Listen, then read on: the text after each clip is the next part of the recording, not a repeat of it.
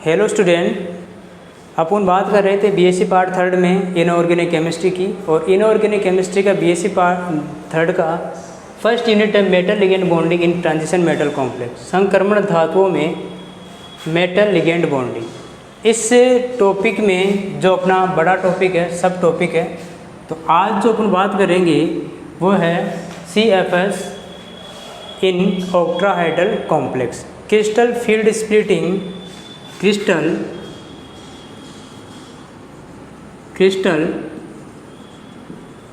Field splitting in octahedral complex.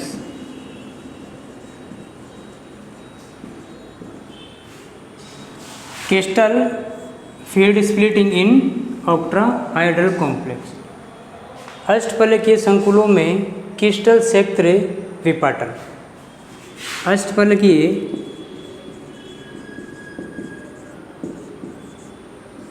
क्षेत्र में क्रिस्टल क्षेत्र विपाटन।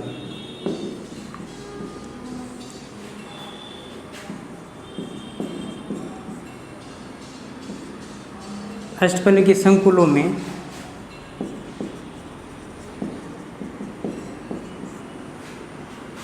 विपाटन या विभाजन या स्प्लिटिंग या डिपार्चर। तो इसमें आता है कि विपाटन क्या होता है। विपाटन जैसे मान लो कि जो धातु परमाणु है या आयन है, यदि वो ग्राउंड स्टेट में है या निम्नतम ऊर्जा अवस्था में है, तो उस समय डी कक्षकों की ऊर्जा ओवरऑल क्या होती है, बराबर होती है।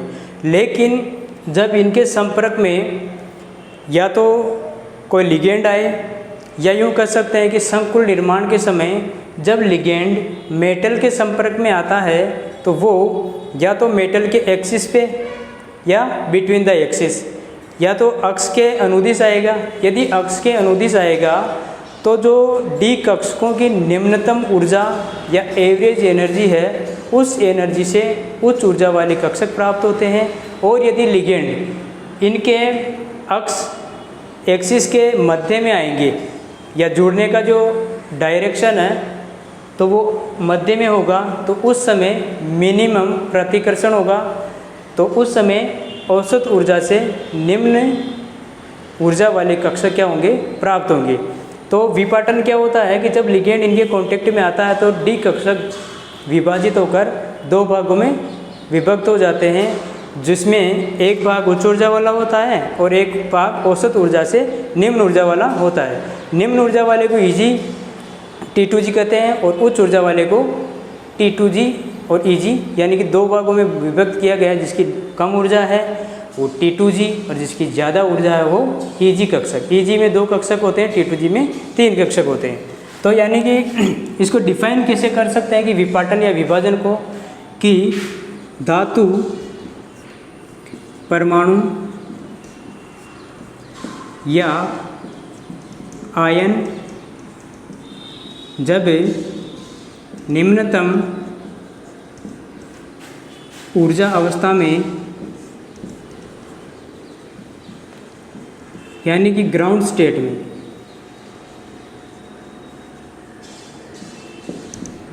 में, हो तो पांचों डी कक्षकों की ऊर्जा, पांचों डी कक्षकों की ऊर्जा बराबर होती है।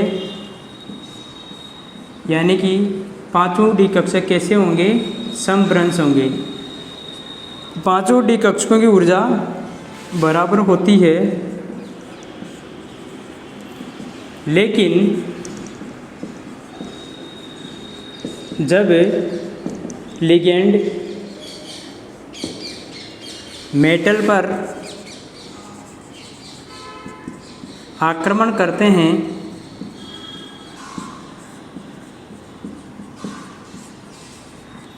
तो यदि ligand x minus x, y dash minus y, z dash minus z के यदि लिगेंड x, y और z के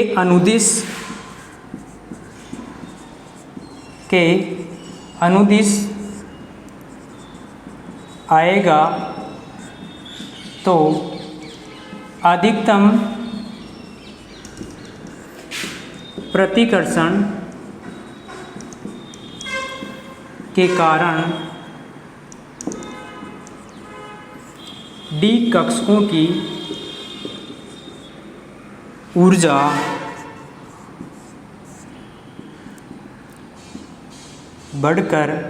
बढ़ जाती है और डी कक्षक दो भागों में विभक्त हो जाते हैं।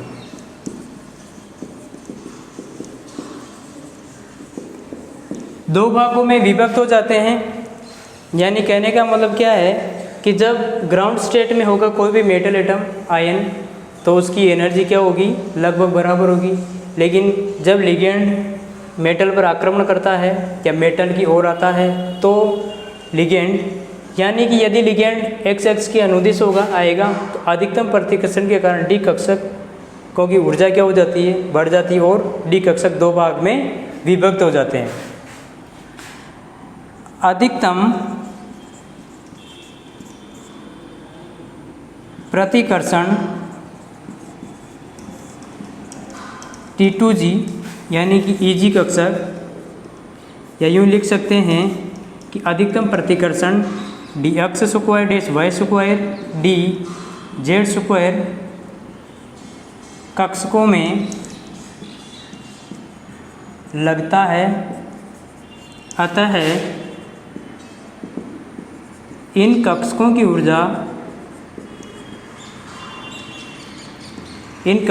ऊर्जा औसत ऊर्जा से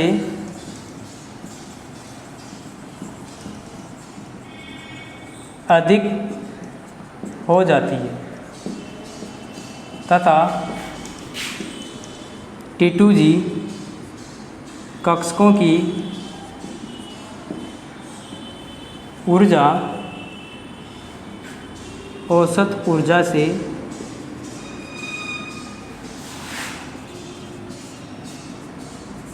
कम हो जाती है। यह प्रक्रिया क्रिस्टल क्षेत्र विपाटन या क्रिस्टल फील्ड स्प्लिटिंग कहलाती है। कहने का मतलब क्या है कि कोई भी मेटल एटम है यदि वो ग्राउंड स्टेट में है तो उनके पांचों डी कक्षक है वे सेम एनर्जी समान ऊर्जा के होंगे। लेकिन जब इनके संपर्क में कोई भी लिगेंड आता है तो लिगेंड का डायरेक्शन कक्षकों के अनुदिश होगा तो अधिकतम प्रतिकर्षण होगा और अधिकतम प्रतिकर्षण होगा तो डी कक्षक दो भागों में विभक्त हो जाते हैं, एक उच्च ऊर्जा वाले और एक निम्न ऊर्जा वाले। निम्न ऊर्जा स्तर वाले T2G कक्षक है जो औसत ऊर्जा से कम एनर्जी प्राप्त होती है।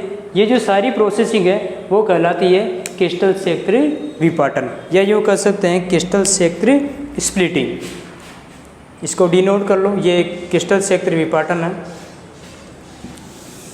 आगे देखते हैं कि ऑक्ट्राहाइड्रल में क्रिस्टल फील्ड स्प्लिटिंग किस प्रकार से होती है। तो अब अपना टॉपिक शुरू होता है crystal field splitting in octahedral complex. Octahedral complex में आपको पता है कि क्रिस्टल फील्ड के अंदर 6 लिगेंड मेटल की ओर आकर्षित होते हैं और आकर्षित होने के बाद में इनमें 2 कक्षक प्राप्त होते हैं, एक EG और एक T2G। अब T2G की एनर्जी कम होती है, EG की एनर्जी ज़्यादा होती है। या यूँ कह सकते हैं कि EG में जो डायरेक्शन है लिगेंडों का वो एक्सिस के अनुदिश है और एक्सिस के अनुदिश होने के कारण मैक्सिमम प्रतिकर्षण होता है और मैक्सिमम प्रतिकर्षण के कारण ये कुछ ऊर्जा को एब्जॉर्ब करके उच्च ऊर्जा स्तर में पहुंच जाते हैं। तो पहला है कि वी नो दैट, हम जानते हैं कि अष्टफलकीय संकुलों में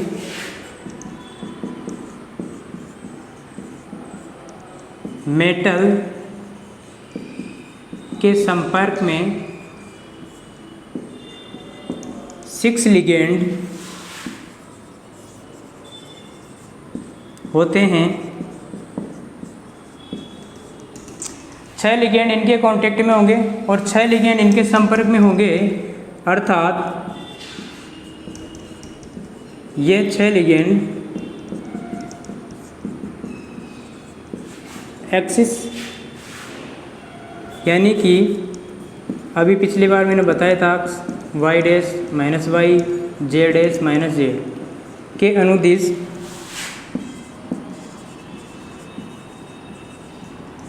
अनुदिश मेटल की ओर अग्रसित होते हैं, जिससे प्रतिकर्षण अधिक, अर्थात dx square dash Y square या dz स्क्वायर कक्षक औसत ऊर्जा से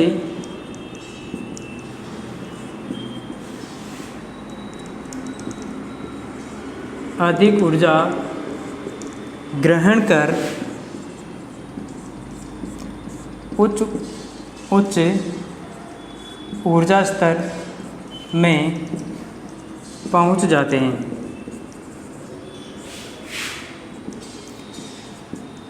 इन्हें ईजी से प्रदर्शित करता है।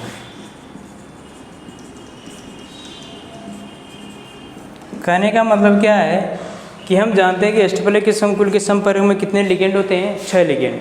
अब 6 ही लिगेंड क्या होते हैं कि या तो लिगेंड आता है एक्सिस के सामने और यह लिगेंड आता है अक्ष के बिटवीन। अक्ष के बिटवीन T2G में आता है और अक्ष के समान या समान दिशा में अभिविन्यासित होता है। इसीलिए लिगेंड और मेटल के इलेक्ट्रॉनों में मैक्सिमम रिपल्सन लगता है और मैक्सिमम रिपल्सन के कारण ये कक्षक अपनी औसत ऊर्जा से थोड़ी उच्च ऊर्जा एक्सेप्ट करके कहाँ चले जाते हैं? हाई एनर्जी लेवल में चले जाते हैं। अभी मैं ऑक्टाइडल के लिए डायग्राम बनाऊंगा, उसमें सब समझ में आ जाएगा। अभी फ़िलहाल ये चीज़ भी आप जानते ही हो कि जब भी कोई मेटल इस तरीके से होता है, ये एक्स एक्सिस है, ये वाई और ये जेड, ये माइनस जेड, ये माइनस वाई और ये माइनस एक्स, ये मेटल है। अब इसके कांटेक्ट में क्या है कि इस डायरेक्शन से लिगेंड आता है, इस डायरेक्शन से लिगेंड आता है और इस डायरेक्शन से लिगेंड आता है। ये जो तीनों ही डायरेक्शन है वो एक्सिस के अनुदिश है। अब एक्सिस के अनुदिश होगा तो इनमें क्या है, अधिकतम क्या होगा? प्रतिकर्षण लगेगा। अधिकतम प्रतिकर्षण लगेगा तो अधिकतम प्रतिकर्षण के साथ साथ में ये कहाँ चले जाते हैं? उच्च ऊर्जा स्तर में चले जाते हैं। तो नेक्स्ट दूसरा पॉइंट है इसका, वो ये है कि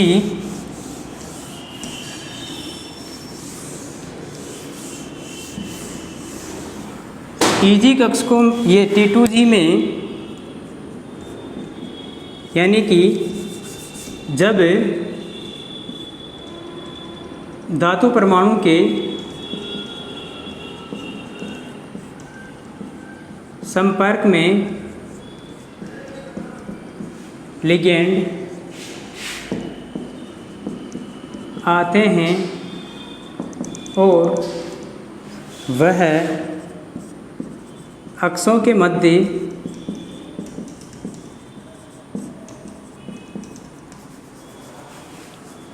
आते हैं तथा उनका या उनकी दिशा अक्षों के मध्य हो तो कम प्रतिकर्षण बल लगता है,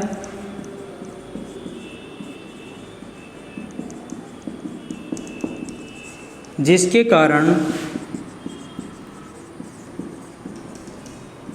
कारण कक्षक,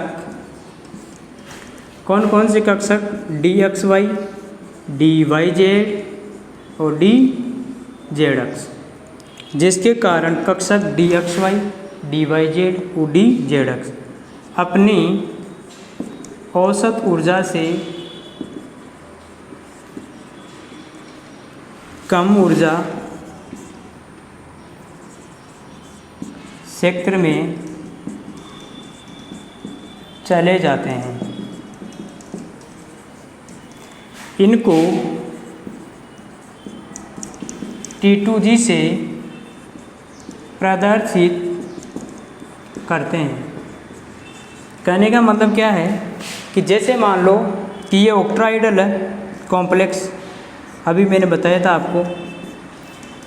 अब ये एक्सिस है, ये वाली एक्स एक्सिस, ये वाई एक्सिस और ये जेड एक्सिस। यदि लिगेंड इसके कांटेक्ट में नहीं आकर कहाँ आता हो, या यूँ कह सकते हैं कि ये जो लोब्स है, इस लोब्स के एक्सिस में नहीं आकर कहाँ आएगा, इन दोनों लोब्स के बीच में।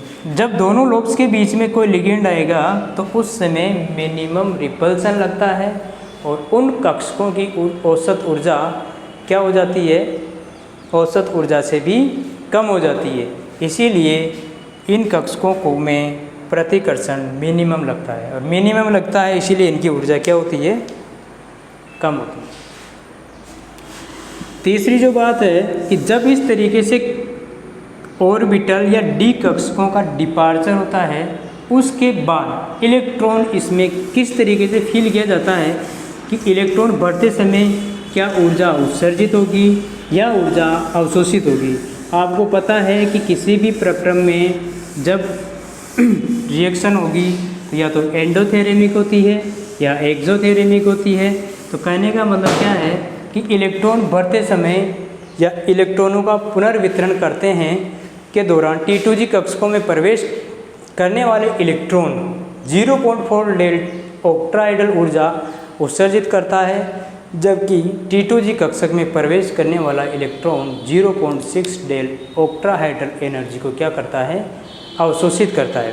तो कहने का मतलब क्या है कि जब डी कक्षक डिपार्चर होते हैं या स्प्लिटिंग होती है तो उस समय इनमें डिपार्चर के बाद इलेक्ट्रॉनों का क्या किया जाता है, पुनर्वितरण किया जाता है। तो तीसरे पॉइंट में ये लिख सकते हैं कि विपाटन के पश्चात जब इन कक्षकों में इलेक्ट्रॉन्स का पुनर्वितरण किया जाता है तो ऊर्जा उत्सर्जित, इसे लिख सकते हैं किया जाता है या करते हैं, तो ऊर्जा उत्सर्जित या अवशोषित होगी।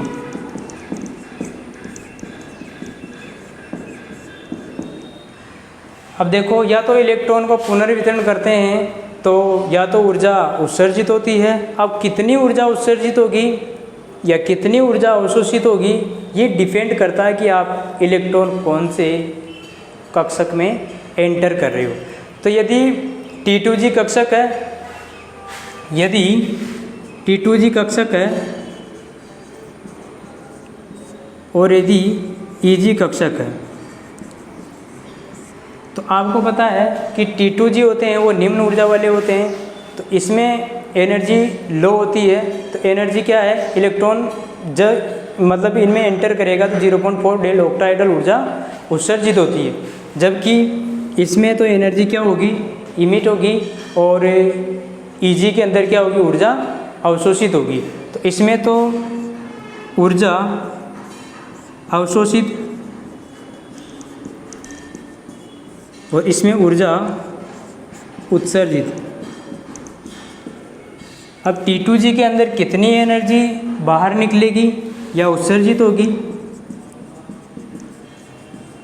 इसमें 0.4 डेल ऑक्टाइडल एनर्जी रिलीज होती है और इसमें 0.6 डेल ऑक्टाइडल एनर्जी एब्जॉर्ब होती है, अवशोषित होती है। तो जब विपाटन के बाद इन कक्षकों में इलेक्ट्रॉनों का पुनर्वितरण किया जाता है तो इन इलेक्ट्रॉनों का पुनर्वितरण करने के दौरान T2G कक्षक में प्रवेश करने वाला इलेक्ट्रॉन 0.4 डेल ऑक्टाइडल एनर्जी को उत्सर्जित करता है। T2G कक्षक में 0.4 डेल ऑक्टाइडल एनर्जी को उत्सर्जित करता है, इमिट करता है, जबकि EG कक्षक 0.6 एनर्जी को क्या करता है, एब्जॉर्ब करता है। अब ऑक्टाहाइडल जो एरिया है उसमें किस तरीके से डी कक्षकों का डिपार्चर होता है वो आरेखित डायग्राम से मैं बताऊंगा। तो देखो इधर कि जैसे मान लीजिए कि ये 5 डी कक्षक है, क्या है ये 5 डी कक्षक 1 2 3 4 और 5, यहाँ से यहाँ तक ये DXY DYZ और DZ, ये है DX स्क्वायर DY स्क्वायर और DZ स्क्वायर। ये एनर्जी है इसकी एनर्जी। अब यहाँ से क्या है, कुछ ऊर्जा को ग्रहण करके ये कहाँ चले जाते हैं, उच्च ऊर्जा स्तर 1 2 3 4 और ये 5। औसत ऊर्जा एवरेज एनर्जी, इनकी एनर्जी कैसी है, समभ्रंश। इनको बोला जाता है T2G, इनको बोला जाता है EG। E क्या है, G क्या है, T क्या है, अभी मैं बताऊंगा। यहाँ से ये 2 भागों में क्या हो जाते हैं, विभक्त हो जाते हैं, या यूँ कर सकते हैं 2 भागों में इनका क्या हो जाता है, विपाटन हो जाता है। ये यहाँ से यहाँ तक की एनर्जी 0.6 डेल ऑक्टाइडल और यहाँ से यहाँ तक की एनर्जी 0.4 डेल ऑक्टाइडल, या इसको इस तरीके से भी लिख सकते हैं 3/5 0.6 और 6 भी लिख सकते हैं डेल ऑक्टाइडल। इसको 2/5 और 0.4 या 4 डेल ऑक्टाइडल। ये जो है यहाँ से यहाँ तक, इसको डेल ऑक्टाइडल बोला जाता है और इसका जो एनर्जी होती है 10 DQ के बराबर होती है।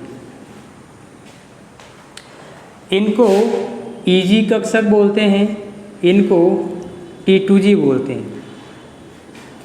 ये DX square -Y square DZ square है, ये DXY DYZ और DZX।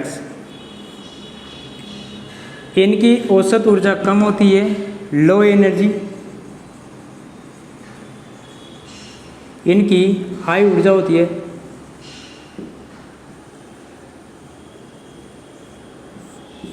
High energy.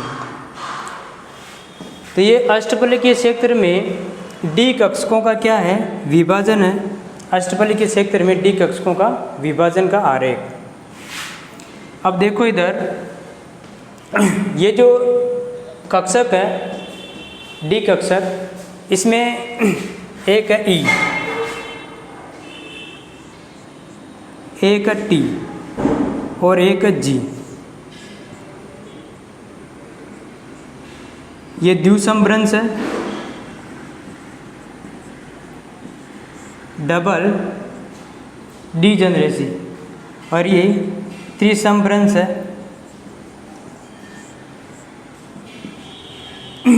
इसमें 3 कक्षक समान ऊर्जा के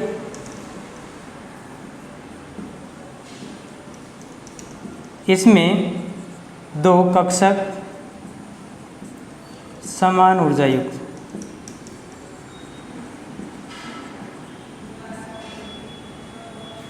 और ये गिराड है जो ये बताती है कि इसकी सिमेट्री क्या है। जैसे मान लो इसकी सिमेट्री ऑक्ट्राइडल है, टेट्राइडल है, या किस तरीके की गिराड यानी कि सममिति को बताती है। सममिति ये स्पेक्ट्रोस्कोपी टर्म है जो इसमें यूज की जाती है। ये सारे क्या है, डी कक्षक इस तरीके से स्प्लिटिंग होते हैं, और वो किस में होते हैं, ऑक्ट्राइडल के अंदर। ऑक्ट्राइडल के अंदर Eg की एनर्जी ज़्यादा होती है, T2g की एनर्जी कम होती है। T2g में 3 ऑर्बिटल होते हैं, Eg में 2 ऑर्बिटल होते हैं। ये सारे जो डायग्राम है वो किसका है, स्प्लिटिंग इन ऑक्ट्राइडल कॉम्प्लेक्स। अब जो ऑक्ट्राइडल कॉम्प्लेक्स है वो किस तरीके का होता है, जैसे मैं डायग्राम बना के बताता हूँ। अभी मैंने जस्ट जो आपको बताया था उसमें मैंने बताया था कि मेटल के कांटेक्ट में 6 लिगेंड आते हैं। ये मेटल है वो इस तरीके से है, X, Y और Z। ये लिगेंड है, ये लिगेंड है, ये लिगेंड है।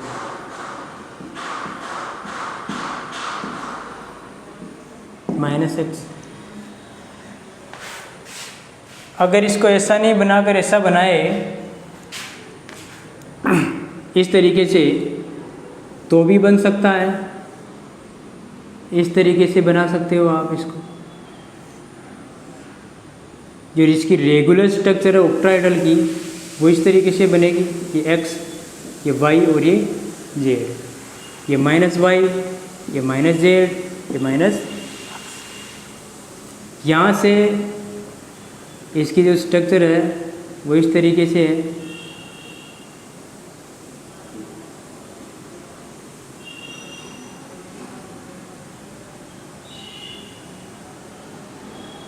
यहाँ से इस तरीके से। जो डायरेक्शन है लिगेंडों का वो आपको पता है, एक्सिस के सामने है और आधे का एक्सिस के बिटवीन है। जो एक्सिस के मध्य में होता है ये वाला है, और जो एक्सिस के पैरेलल है वो क्या है, Eg कक्षक है। उच्च ऊर्जा वाले हैं क्योंकि यहाँ पर मैक्सिमम रिपल्सन लगेगा, यहाँ कम रिपल्सन लगेगा। तो इस तरीके से भी आप इसको, ये रेगुलर या नियमित ऑक्टाहेड्रल स्ट्रक्चर, इस तरीके से आप बता सकते हैं। अब किसी भी कॉम्प्लेक्स कंपाउंड में आपको CFSE की एनर्जी डिनोट करनी हो तो उसके लिए एक फॉर्मूला यूज होता है, तो वो मैं बताता हूँ। क्रिस्टल सेक्त स्थायीकरण ऊर्जा का निर्धारण निम्न सूत्र के द्वारा कर सकते हैं, या यूँ कह सकते हैं कि निम्न सूत्र की सहायता से किसी भी क्रिस्टल क्षेत्र की स्थायीकरण ऊर्जा या स्टेबिलाइजेशन एनर्जी को आप क्या कर सकते हैं, मेजर कर सकते हैं या बता सकते हैं। तो किसी अष्टफलकीय क्षेत्र में CFSE के मान को निम्न सूत्र से ज्ञात कर सकते हैं।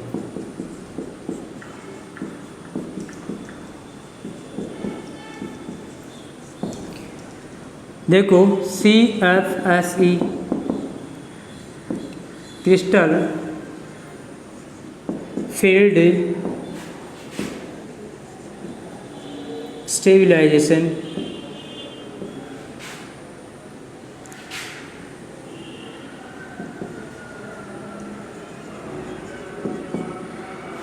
एनर्जी। देखो, आपको पता है कि क्रिस्टल क्षेत्र विपाटन के बाद जब इनमें इलेक्ट्रॉनों का पुनर्वितरण करते हैं तो उस समय इलेक्ट्रॉन एक एक करके या जितने भी इलेक्ट्रॉन उसमें पड़े होंगे उसको उसकी उत्सर्जित एनर्जी या अवशोषित एनर्जी से क्या करना पड़ेगा, मल्टीपल करना पड़ेगा। और फिर बाद में इनकी एनर्जी डिफरेंट को आप डिनो निकाल कर किसी भी CFSE की एनर्जी को क्या कर सकते हैं, मेज़र कर सकते हैं। तो इसके लिए फॉर्मूला है 0.4x प्लस 0.6y डेन ऑक्टाइडल प्लस A पाई। यहाँ पर x क्या है, y क्या है और A क्या है और पाई क्या है। अक्सर T2G में एंटर करने वाले इलेक्ट्रॉनों की संख्या, x क्या है, T2G में प्रवेश करने वाले इलेक्ट्रॉन की संख्या,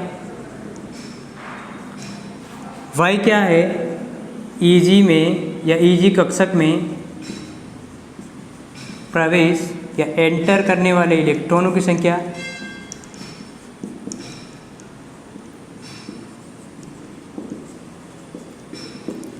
A क्या है यानी कि अक्ष क्या है इसका, T2G में एंटर करने वाले, और y क्या है, Eg में प्रवेश करने वाले इलेक्ट्रॉनों की संख्या। A क्या है, युग्मित या युग्मित इलेक्ट्रॉन युग्म संख्या, युग्मित इलेक्ट्रॉन युग्म की संख्या, जो इसकी पेयरिंग होती है उसमें कितने युग्म बन रहे हैं इलेक्ट्रॉनों का, वो उसकी संख्या है। और पाई है औसत युग्मन ऊर्जा, औसत युग्मन ऊर्जा, एवरेज पेयरिंग एनर्जी। Eg और T2G ये दोनों ही जो है कक्षक है, T2G कम ऊर्जा वाले और Eg क्या है, उच्च ऊर्जा वाले। तो T2G और Eg दोनों ही कक्षकों में इलेक्ट्रॉन एंटर करेगा, उनकी संख्या क्या है, उनके आधार पर नियंत्रण मान रख देंगे। यहाँ पर T2G में कितने हैं, Eg में कितने हैं। जैसे मान लो कि कोई भी कॉम्प्लेक्स है, उसमें जैसे मान लो कि इस तरीके की कंडीशन है, 3 ये है, 2 ये है, इसमें इस तरीके से इलेक्ट्रॉन है, इसमें 0 इलेक्ट्रॉन है, तो यहाँ रख देंगे -0.4 × 3 प्लस 6 0.6 × 0। अब यहाँ पर पाई कोई है ही नहीं, ऑक्टाइडल की वैल्यू आ जाएगी, ए कोई है नहीं, और यहाँ पर 0 है, डेल ऑक्टाइडल, इसमें कुछ है नहीं, ए और पाई, तो यहाँ क्या है, ये तो 0 हो जाएगा, 4 3 12 यानी कि 1.2 किस में आएंगी, माइनस में। ये क्या आएगी, CFS। ऐसे आप प्रत्येक एटम के लिए या सेंट्रल मेटल एटम के लिए आप निकाल सकते हैं CFSE की वैल्यू। तो इस फॉर्मूले की सहायता से आप किसी भी क्रिस्टल क्षेत्र स्टेबलाइजेशन एनर्जी का क्या कर सकते हैं, मेज़र कर सकते हैं। तो आज की क्लास में बस इतना ही। नेक्स्ट चर्चा करेंगे क्रिस्टल फील्ड स्टेबलाइजेशन एनर्जी फॉर्मूले पर बेस कुछ एग्जांपल्स की, और बहुत सारे कॉम्प्लेक्स कंपाउंड में इस फॉर्मूले को क्या करेंगे, फॉलो करेंगे। कोई स्ट्रॉन्ग फील्ड में या कोई दुर्बल फील्ड में CFSE की वैल्यू क्या होती है, इसके बारे में नेक्स्ट जो आपकी क्लास होगी उसमें डिस्कस करेंगे। Thank you so much.